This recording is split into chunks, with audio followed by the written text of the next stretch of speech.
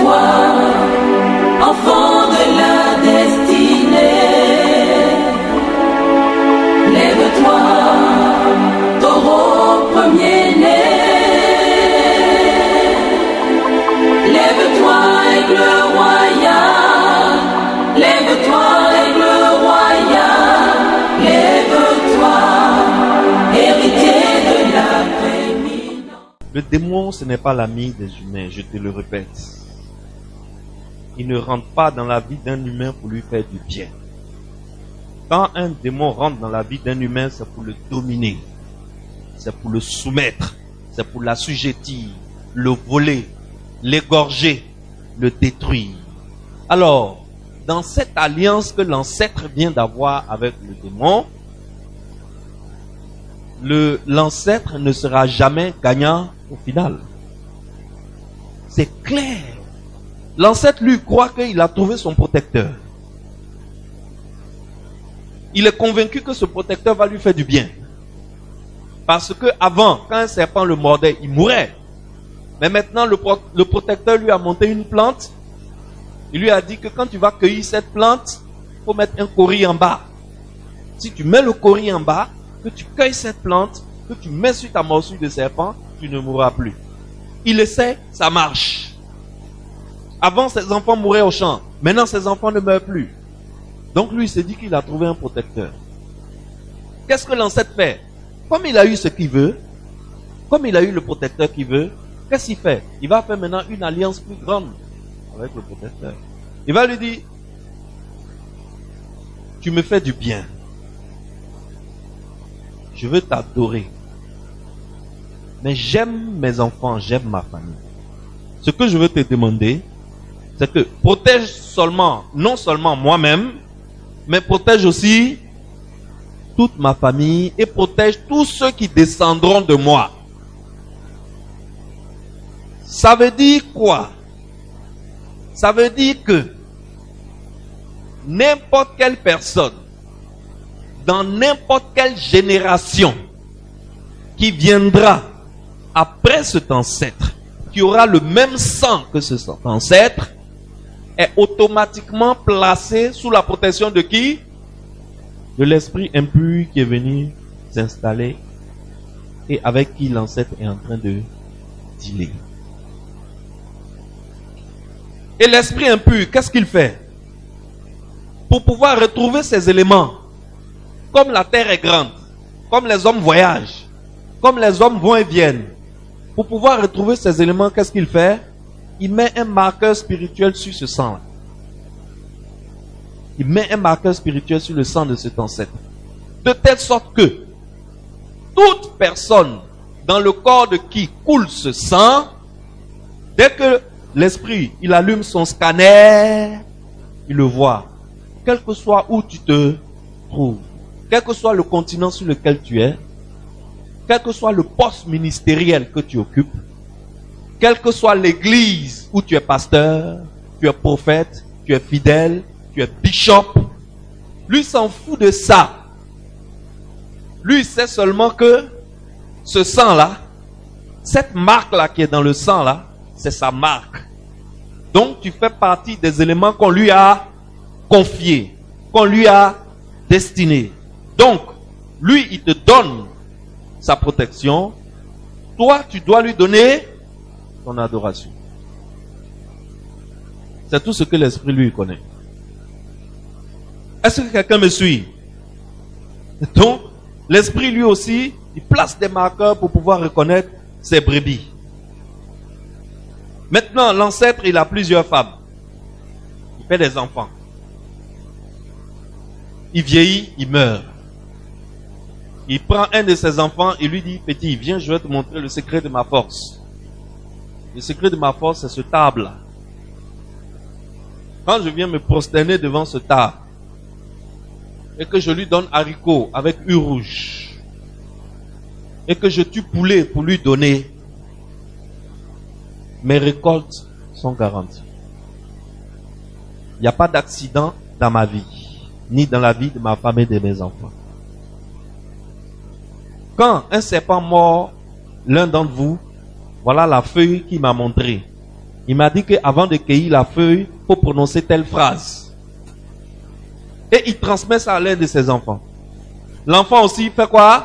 Il transmet à la prochaine génération. Mais l'homme, c'est l'homme. Et chez nous, les hommes, il y a ce qu'on appelle le principe de... J'ai oublié cette loi. La loi... Bon, j'ai oublié cette loi. Il y a une loi chez nous, les hommes, qui fait que aucune chose ne reste stable sur la même ligne indéfiniment. À partir d'un moment, une chose commence comme ça, mais à partir d'un moment, ça commence à baisser. Ça commence à baisser. Comme l'homme oublie, et comme l'homme est soumis à une loi qui fait que les choses vont en diminuant, on va un jour arriver sur une génération où soit le gardien du temple a découvert une autre adoration qui lui apporte une protection encore plus élevée et il néglige cette adoration qui est là, que son grand-père lui a transmis. Ou alors, il oublie tout simplement. Il oublie tout simplement comment adorer le démon. Et les générations, elles continuent de se reproduire et de se remplacer sur la terre. L'homme meurt et est remplacé par son descendant. Mais est-ce que les démons meurent? Les démons, eux, ils ne meurent pas. L'esprit avec lequel l'ancêtre a fait l'alliance au XVIIIe siècle, l'esprit là est toujours là. Et lui, il n'a pas oublié l'alliance. Les descendants de l'ancêtre, eux, ils ont oublié l'alliance. Alors, qu'est-ce que l'esprit va faire? Comme tout esprit, l'esprit va commencer à faire des réclamations. L'esprit estime que il y a crédit entre vous et lui. C'est-à-dire, il estime que vous lui devez quelque chose. Et comme vous ne payez pas, qu'est-ce qu'il fait? Il vient pour prélever son tribut. Il va prélever le tribut jusqu'à ce que vous compreniez qu'il y a quelque chose qui ne marche pas dans votre vie. Jusqu'à ce que vous compreniez qu'il y a quelque chose qui ne tourne pas rond dans votre famille, dans votre histoire, dans votre lignée. Il y a quelque chose qui ne va pas avec cette lignée. Au point que vous soyez obligé de lui faire appel pour que l'équilibre se rétablisse moyennant des sacrifices, moyennant une adoration. C'est pour cela que chaque chrétien doit se rappeler que l'adoration est un sacrifice. L'adoration, c'est un sacrifice. Donc, adorer n'est pas facile. Adorer, ce n'est pas facile. Alors, une alliance qui a été faite à une période où toi, tu n'étais même pas né, où ton grand-père même n'était pas né, aujourd'hui, un esprit vient se présenter dans ta vie et il fait des réclamations dans ta vie par rapport à une alliance qui s'est faite à un moment où toi-même là, tu n'étais même pas encore dans le programme de la terre. Alors, cette alliance, toi tu es là aujourd'hui, tu es innocemment assis, tu ne t'es jamais approché d'un autel satanique. Depuis que tu es né, tu vas à l'église. Mais tu te rends compte un matin qu'il y a un agent de Satan qui a accès à toi et qui arrive à manipuler ta vie à sa guise. À travers quoi? À travers le sang qui est en toi. À travers le sang qui coule en toi. Parce que le sang qui est en toi porte un marqueur spirituel qui lui appartient. À ton insu. C'est ce qu'on appelle les liens familiaux ou bien les autels familiaux. C'est ce qu'on appelle encore les autels ancestraux ou bien les liens ancestraux. Voilà comment ça vient. Et de nombreuses familles aujourd'hui sont sous l'esclavage des autels familiaux. Ces autels sataniques qui continuent de parler mal dans la vie des membres de leur famille. Les familles souffrent des problèmes comme la mort prématurée, la stérilité non expliquée, la pauvreté, des maladies inexplicables. Tous ces problèmes-là, en général, sont des problèmes liés aux autels maléfiques, aux autels ancestraux, aux liens familiaux. Voici comment il y a des familles aujourd'hui où il y a des événements étranges et précis qui arrivent aux membres de la famille à des moments précis de l'année. Par exemple, il y a des familles où les femmes ne se marient jamais. Ou alors, si elles se marient, elles n'ont pas d'enfants. Ou alors, il y a des familles où les femmes sont mariées, mais dès qu'elles atteignent 40 ans, le mariage se gâte. Et elles se retrouvent toutes à la maison familiale. Donc tu arrives à la maison familiale, c'est rempli de belles femmes. Jolies de chez jolies. Elles n'ont pas de problème d'argent en général. Belle vue, belle maison, compte en banque bien saturé, leurs affaires marchent bien. Mais dès qu'il s'agit de mariage, il y a blocage. Tu arrives dans des familles où les enfants meurent à un certain âge. Moi, j'ai déjà vu une famille où aucun enfant n'a dépassé 18 ans. Le monsieur avait 5 garçons. Le 5e garçon est mort à 21 ans. C'est-à-dire, lui, c'est lui qui a eu une dérogation spéciale. 5 garçons. Et on demandait au monsieur d'aller faire un certain sacrifice. Il y a beaucoup de choses qui se passent dans la vie des gens qui en fait ne sont que des réclamations d'un esprit qui estime que vous lui devez quelque chose. Les esprits, ils ne sont pas comme nous. Nous les hommes, la plupart de nos actes sont motivés par notre âme. L'âme qui est le centre des émotions et des sentiments. Donc nos décisions que nous prenons viennent de nos émotions, viennent de nos sentiments, viennent de ce qu'on ressent. Et nous connaissons ce qu'on appelle la compassion. C'est pour cela que le mot pitié n'existe que chez la race humaine. Le mot compassion n'existe que chez la race humaine. Dans le monde des esprits, le mot compassion n'existe pas. Le mot pitié n'existe pas. Le monde des esprits fonctionne par exigence et réclamation. C'est quand tu rentres dans un deal, dans le monde des esprits, soit tu obéis au deal et tu vis, soit tu n'obéis pas au deal et tu meurs. Mais ils ne vont même pas te tuer un coup. Ils vont te donner maladie. Ils vont t'attaquer. Ils vont donner la folie à ta femme. Ils vont donner la trisomie à un de tes enfants. Tu vas voir que dans chaque génération, il y a un enfant qui est un peu mongol, façon là. Il y a des familles, moi j'ai vu à mes yeux, il y a des familles où dans chaque génération, il y a un enfant, qu'il soit garçon ou femme, ça compte pas, qu'un esprit prend. Et on dit que cet enfant-là, on dit qu'il a des génies. Et cet enfant-là, il entend la voix des morts. Cet enfant-là, tu peux être avec lui tout de suite, et puis un coup, il a une absence, il ne parle plus avec toi.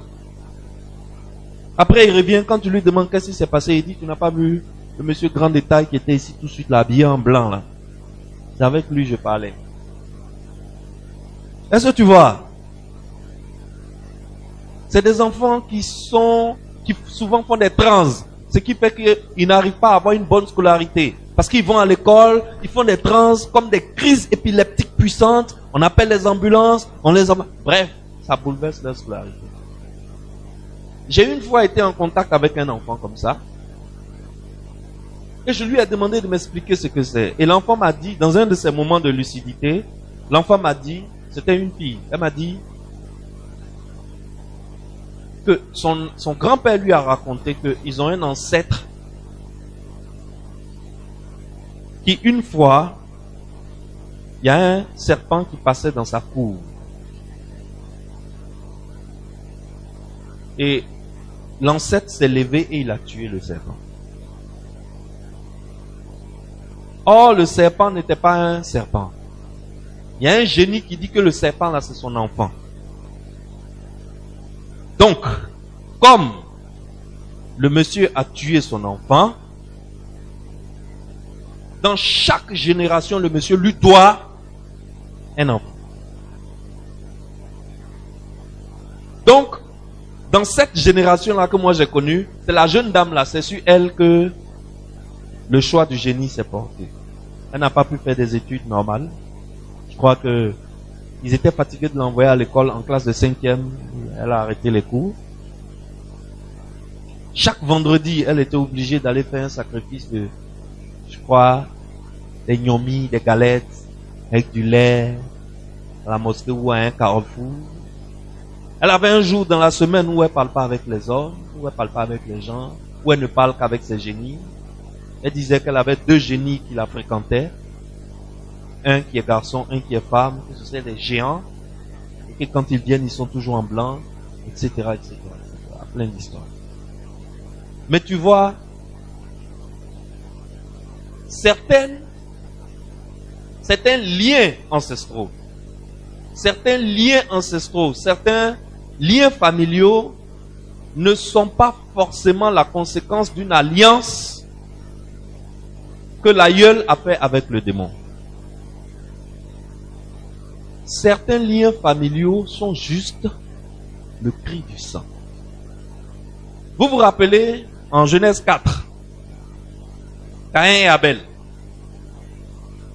Lorsque Caïn a tué Abel, Dieu a dit à Caïn, qu'as-tu fait à ton frère? Car le sang de ton frère crie de la terre vers moi. Ça veut dire quoi? Ça veut dire que le sang parle. Non seulement le sang parle, le sang fait plus que parler. Il fait quoi? Crie. Ça veut dire que le sang réclame. Alors si par exemple, dans une famille, un grand frère tue un petit frère ou bien un petit frère tue un grand frère, qu'est-ce qui va se passer? Le sang qui a été versé là crie sur toute la lignée. Sur toute cette lignée. Et dans cette lignée, il y a une malédiction de sang qui plane sur la lignée. Et dans chaque génération, ce sang-là vient et ce sang-là crie et réclame. Du coup, dans cette famille, ils n'auront jamais la paix parce qu'il y a une malédiction sur la famille. Et vous connaissez la puissance du sang dans le monde spirituel. Dans un pays, lorsque beaucoup de sang a été versé dans un pays, il est désormais impossible d'obtenir la paix dans ce pays. Pourquoi? Parce que il y a beaucoup de sang qui réclame. Et comme le sang réclame, la loi c'est que le sang appelle le sang. C'est pour cela qu'il faut éviter d'en arriver aux tueries de masse dans un pays. Parce que dès qu'il y a tuerie de masse, c'est qu'il y a réclamation de masse. Et quand il y a réclamation de masse sur un pays, il y a un souci.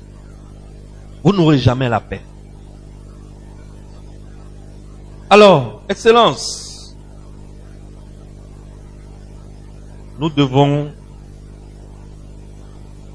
nous séparer de ces liens, de ces alliances sataniques. Aujourd'hui, nous sommes une nouvelle créature. Nous sommes une nouvelle création. Les vieilles choses ont disparu. Alors, lorsque vous vous levez dans la prière, chaque forteresse démoniaque de votre famille doit se prosterner au nom de Jésus. Amen. C'est un combat spirituel que tu dois livrer contre ces autels familiaux et ancestraux. Mais il y a un principe spirituel que tu dois connaître. Le mercredi prochain, je vais t'enseigner le principe spirituel que tu dois connaître avant de lutter contre ces autels familiaux. Alors, nous allons faire ensemble ces déclarations. Nous allons faire ensemble ces déclarations. Et nous allons terminer le mercredi prochain. Répète après moi. Toute idole dans ma fondation qui attaque mes secours célestes pour les empêcher de m'aider, soit foudroyée par le feu divin. Au nom de Jésus. Père céleste, je viens au nom de Jésus-Christ, mon Seigneur, mon Sauveur, confesser mes péchés et ceux de mes parents et ceux de mes ancêtres qui ont amené des malédictions, des servitudes et des influences démoniaques dans ma vie.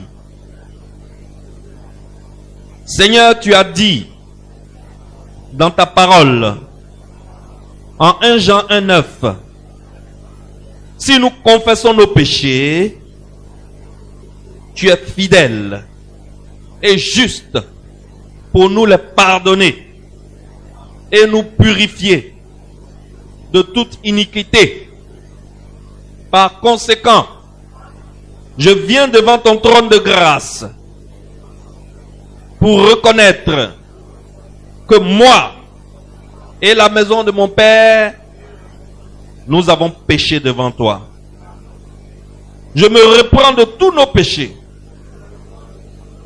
d'idolâtrie, d'occultisme, de sorcellerie et de toutes nos iniquités. Nos péchés, nos transgressions, nos iniquités ont emmené ma lignée familiale sous des servitudes, sous des principautés et sous des dominations, dans un esclavage qui ne te glorifie pas. Père, je te demande pardon pour tous les péchés dont nous nous sommes rendus coupables dans le passé, au nom de Jésus-Christ. Lave-moi et purifie-moi par le sang de l'agneau. Amen. Acclame pour l'autel de la croix. Amen. Amen. Le mercredi prochain, nous allons briser les liens familiaux et les liens ancestraux pendant près de 45 minutes. Le mercredi prochain, nous allons passer le culte pratiquement debout, en train de briser, en train de renoncer, en train de déprogrammer, en train d'annuler. Mais avant de le faire, je dois d'abord t'enseigner un principe spirituel sur les autels. Un principe sur les autels que tu dois connaître. Alors, mercredi prochain, ne loupe pas le culte. Viens le mercredi prochain. Parce que tu dois te défaire de tous ces liens-là, de toutes ces influences-là. Si tu as bien compris ce que je t'ai expliqué aujourd'hui, le démon, lui, s'en fout du fait que tu es chrétien. Ça ne lui fait ni chaud, ni froid. Ça ne lui fait ni chaud, ni froid. La seule chose qui l'intéresse, c'est qu'il a son marqueur spirituel dans ton sang. Et il suit son marqueur spirituel et il vient dans ta vie et il agit dans ta vie. Excellence. Nous devons nous lever contre ces influences-là, qui font rentrer dans notre vie la pauvreté, qui font rentrer dans notre vie le célibat chronique, qui font rentrer dans nos vies les maladies inexplicables, qui font rentrer dans nos vies les accidents inexpliqués, etc., etc., etc. Alors quand tu es chrétien, tu dois combattre ce combat spirituel. Mais on ne combat pas ce combat spirituel sans connaître certains principes spirituels. Sinon tu vas te faire du mal. Alors mercredi prochain, rendez-vous ici pour la suite de notre enseignement sur les liens familiaux et les liens ancestraux. Amen. Acclame pour le Seigneur. Lève-toi, enfant de la destinée.